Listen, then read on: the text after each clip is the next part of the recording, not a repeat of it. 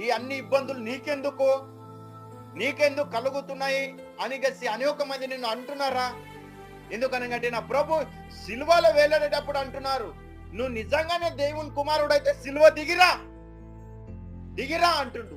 మౌనం పాటించుండు నా దేవుడు. వీళ్ళందరూ రక్షించబడాలి, నేను సిలువలో నా ప్రాణం వదిలిపెడితేనేగా వీళ్ళందరూ రక్షించబడతారు అని మౌనం పాటించిండు. మౌనంగానే నా ప్రభు వాళ్ళ కోసం ఉన్నాడు.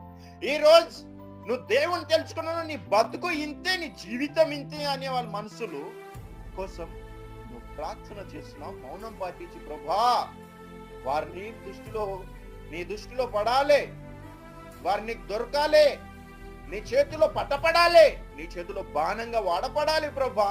వారు రక్షించబడాలి, నిజమైన లోక రక్షకుడు నేను విశ్వాసించాలి అని వాళ్ళ కోసం నువ్వు ప్రార్థన చేస్తున్నావు. వారి కోసం నువ్వు ప్రార్థన